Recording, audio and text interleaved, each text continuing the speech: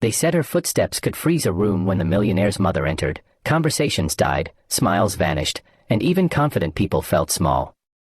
No one ever dared to challenge her, until one ordinary waitress did something no one expected that night. In a room full of wealth and power, kindness stood up to cruelty. And what happened next changed everyone forever. Before we begin, if stories like this touch your heart and remind you of the good still left in the world, please subscribe, like, and share your thoughts in the comments. This is Kindness Lights, where one small act can light up 1,000 lives. The restaurant was one of the most expensive in the city. Crystal chandeliers hung from high ceilings, soft music floated through the air, and every table was dressed in white linen. This wasn't a place for mistakes. It was a place for power. At the center table sat Daniel Harper, a self-made millionaire in his early 40s. He wore a tailored suit, but his shoulders were tense. Across from him sat the one person who made him feel like a scared little boy again, his mother, Margaret Harper. Margaret was known everywhere. In business circles, she was feared.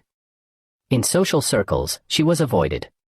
She had built her late husband's empire with an iron will and expected the world to bend to her standards. People whispered that she could ruin careers with a single sentence. Tonight was supposed to be a quiet dinner. Daniel hoped, naively, that it would go smoothly. It didn't. The waitress assigned to their table was a young woman named Lily. She couldn't have been more than 25. Her uniform was neatly pressed, her hair tied back, and her smile gentle but tired. She had worked a double shift and still had hours to go. Water, Margaret snapped without looking up. Yes, ma'am, Lily replied warmly, already reaching for the glass. The moment Lily placed the water down, Margaret frowned. Is this room temperature? Do you people not understand basic service? I'm sorry, Lily said softly. I'll bring you chilled water right away. Margaret let out a sharp laugh. Sorry doesn't fix incompetence. Nearby tables fell silent. Daniel stared at his napkin. He had seen this his entire life. And every time, he said nothing. Lily returned quickly with chilled water. Her hands shook slightly, but her voice remained calm. Here you are, ma'am. Margaret took a sip, then waved her hand dismissively. Too late. You've already ruined my appetite. Daniel finally looked up. Mother, it's fine. Please. Margaret turned her cold gaze on him. Don't tell me what is fine. Lily stood frozen for a moment, then quietly said, would you like a few more minutes with the menu? Margaret leaned back in her chair. I would like a different waitress. Someone competent. That was usually the end of it. Managers rushed in. Apologies were made. The waitress disappeared. But Lily didn't move. Instead, she took a slow breath. I'm sorry you're having a bad experience, she said, her voice steady now. But I'm doing my best. Margaret raised an eyebrow. Excuse me. Lily met her eyes. The room felt like it stopped breathing. I don't know what kind of day you've had, Lily continued. And I don't know what you've been through in life. But speaking to people like they're nothing doesn't make things better. Daniel's heart pounded. People gasped. Someone at another table whispered, oh no. Margaret stood up. How dare you speak to me like that, she said, her voice sharp enough to cut glass. Lily nodded slowly. You're right. I'm just a waitress. But I'm also a person. Silence. Lily's eyes glistened, but she didn't look away. My mom used to tell me that kindness costs nothing, but it can change everything. Tonight, I chose to be kind. Even when it was hard. Margaret opened her mouth to respond, but no words came out.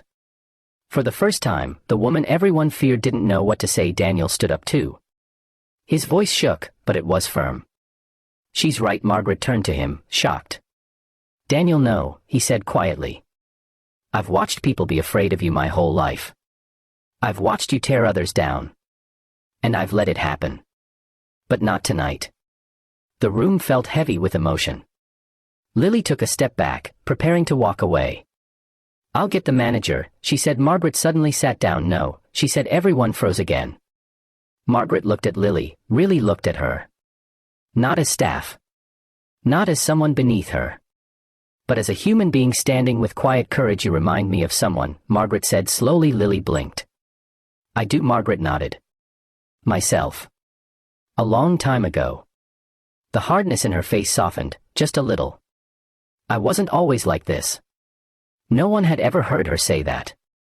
Margaret reached into her purse and placed a folded bill on the table. Then another. And another for the trouble, she said. Lily gently pushed the money back. Thank you, but I don't need that. I just needed respect. That moment broke something open. Margaret exhaled deeply, as if releasing years of weight. Sit, she said to Lily, surprising everyone. Just for a moment Lily hesitated, then sat at the edge of a chair. Margaret's voice was quieter now. When my husband died, the world became cold. I learned to be harder than it. Somewhere along the way, I forgot how to be kind. Daniel felt tears burn his eyes. Margaret looked at Lily. You didn't silence me. You reminded me. Lily smiled, a real smile this time. I think we all forget sometimes. The manager arrived, panic written all over his face. Is there a problem? Margaret shook her head. No. Dinner was perfect from that night on. Something changed. Margaret began treating people differently. Not perfectly, but better. She funded kindness programs at local restaurants. She wrote Lily a letter every year. And Daniel finally learned that standing up for kindness was the bravest thing he could do. As for Lily, she kept waiting tables while finishing school. But she carried that moment with her, the night kindness spoke louder than fear.